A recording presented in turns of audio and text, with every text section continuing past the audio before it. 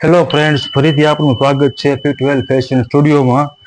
અને આજે આપણે ગયા એપિસોડમાં જે વાત કરી કે દાંતનું આપણે કઈ કઈ રીતે કઈ કઈ જગ્યાએ કઈ રીતે એનો ઉપયોગ કરી શકીએ અને કઈ કઈ રીતે એનું રિએક્શન આવે છે એ આપણે જોયું ફ્રેન્ડ્સ. તો આજે આપણે જો દાંત તમને જો મગજમાં બેસી જાય ફ્રેન્ડ્સ કોઈ પણ રીતના, તો આપણે કોઈ પણ પ્રકારનું ડિઝાઇનનું બ્લાઉઝ એમાં આપણે ક્રિએટ કરી શકીએ. અને આપણે કોઈ પણ ડિઝાઇન આવી હોય તો આપણે એને સમજી શકીએ. અને કઈ રીતે સમજવું, કઈ રીતે દાંતને આપણે લેવો, સાઈડમાં લેવો, ઉપર લેવો, વેસ્ટમાં લેવો, કમરમાં લેવો, અથવા કોઈ પણ રીતે આપણે દાંત લઈ શકીએ, જે આપણે ગયા એપિસોડમાં જોયું. બરોબર છે ફ્રેન્ડ્સ. તો આજે આપણે બેક સાઈડના પલ્લાનું દાંતનું આપણે રિએક્શન જોવાનું છે ફ્રેન્ડ. તો પહેલેથી મેં એક ડ્રો કરીને રાખ્યું છે ફરમો, કે જે પહેલા આપણે કટિંગ કરતા હતા.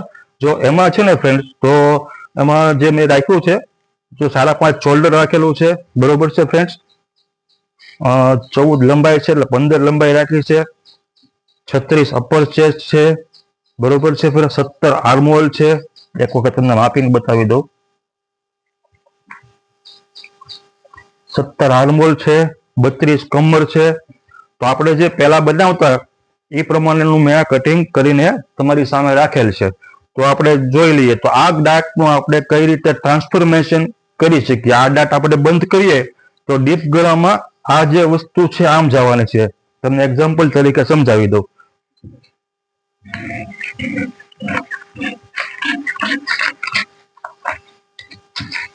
એક્ઝામ્પલ તરીકે હું તમને સમજાવું છું કે જો આપણે ગળાની બ્રોડનેસ કોઈ પણ તમે હિસાબે રાખી શકો છો. તો આપણે અહીંયા સમથિંગ 3.5 રાખીશું. બરોબર છે ફ્રેન્ડ્સ. અને આપણે અહીંયા રાખીશું 10 ઇંચની બેક સાઈડનું ગળું.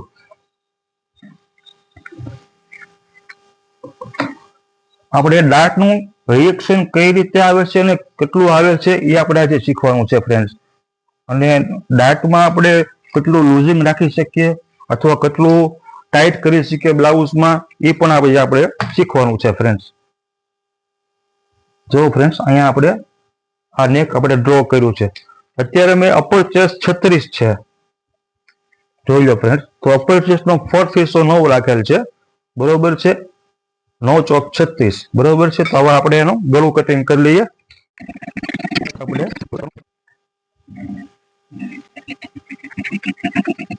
કર્યું ફ્રેન્ડ્સ.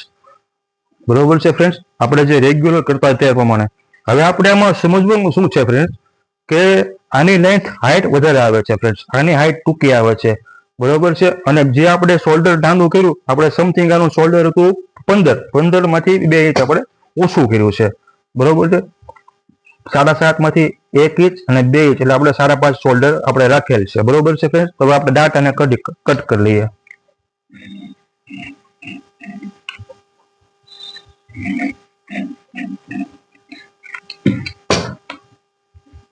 જોઈ લો ફ્રેન્ડ્સ.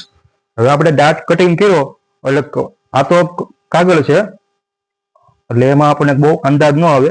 તો આનું રિએક્શન ફ્રેન્ડ્સ આમ ભાગશે ગળું. આ જે આમ છે એનું ગળું આમ ભાગશે, પાછળના હિસ્સામાં ભાગવાનું છે. હવે એની રિએક્શન આવશે, અહીંયા ક્રીઝ પડવાની છે ફ્રેન્ડ્સ, અને અહીંયા પણ ક્રીઝ પડવાની છે. એટલે આ હિસ્સો જે છે નાનો આવશે, આ હિસ્સો જે મોટો આવશે. અને ગળાની બ્રોડનેસના હિસાબે ગળું પણ પડવાની શક્યતા 100% રહેલી છે આમાં. તો હવે આપણે શીખીએ કે નવી રીતે આપણે કઈ રીતે આમાં શું શું આપણે કરી શકીએ. હવે આ જ માપ આપણે લઈએ.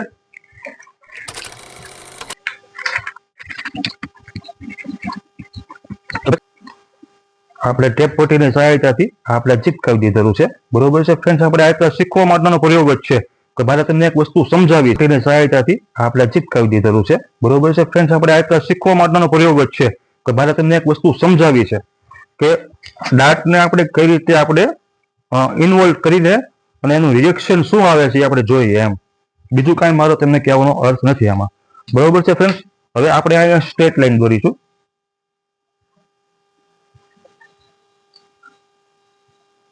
આ જે લાઈન છે ફ્રેન્ડ્સ, એની ઉપર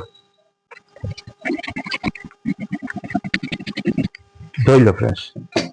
આ આપણી બેક સાઈડ કમ્પ્લીટ થઈ ગઈ છે.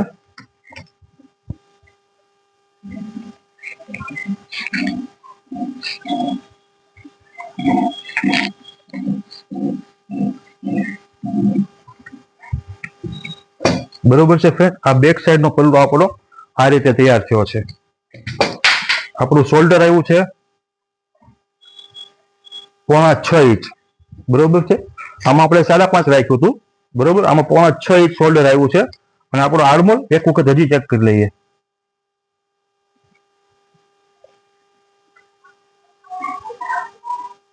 17.5 ઇંચ દબાવવાનું બરોબર છે ફ્રેન્ડ. 17 અહીંયા આવ્યું છે ફ્રેન્ડ, અને 1/2 ઇંચ ઉપર શોલ્ડરમાં દબાશે તે આવી ગયું છે બરોબર છે ફ્રેન્ડ. અને ચેસ્ટ આપણી 9 ઇંચ પૂરેપૂરી આવી ગઈ છે બરોબર છે ફ્રેન્ડ. અને આપણી કમર છે વેસ્ટ 4.5 ઇંચ અહીંયા આવ્યું ફ્રેન્ડ, અને 4.5 8 બરોબર છે ફ્રેન્ડ. 8 ચોક 32 એટલે 32 આપણી વેસ્ટ છે. એટલે આપણે બેક સાઈડ નું પલ્લું આપણે રેડી થઈ ગયેલો છે. આ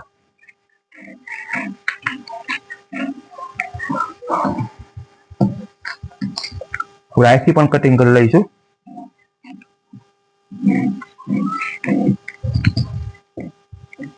તો ફ્રેન્ડ્સ આપણે સમજીએ કે બેક સાઈડ નો પલ્લો આપણો રેડી છે, અને આ પલ્લો આપણે જે કર્યો તો પહેલા એ પણ એક રેડી છે. હવે જોઈએ આમાં કેટલો ડિફરન્સ આવે છે બરોબર છે. પેલા જોઈ લો ફ્રેન્ડ્સ, આ બેક સાઈડ નો આર્મહોલ છે.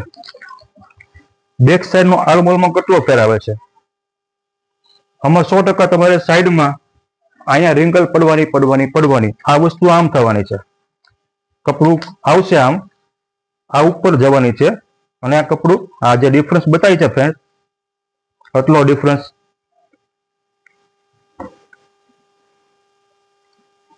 સમથિંગ 1 ઇંચ ને 100 જેટલો આવે છે ફ્રેન્ડ્સ બરોબર છે ફ્રેન્ડ્સ. હવે આ વસ્તુ જે થઈ છે અહીંયા એ તમારે 100% રિંકલ આવવાની છે બરોબર છે ફ્રેન્ડ્સ. અને આર્મહોલ આપણે જોઈએ તો આર્મહોલમાં પણ એટલો ડિફરન્સ છે, જોઈ લો ફ્રેન્ડ્સ. આર્મહોલમાં પણ એટલો ડિફરન્સ જોવા મળે છે બરોબર છે ફ્રેન્ડ. હવે પાછળનું આપણે નેક કટિંગ કરી લઈએ. આપણે 3 ઇંચ રેક રાખીશું, અને આપણે 10 ઇંચ પાછળથી ગળું ઉતારીશું. અને નોર્મલ બ્રોડ ગળું કરવું હોય ફ્રેન્ડ તો આપણે ટક્સ પોઈન્ટ થી આ પોઈન્ટ ને મેળવી લઈએ. આપણે આ નોર્મલ બ્રોડ ગળું થયું કહેવાય બરોબર છે.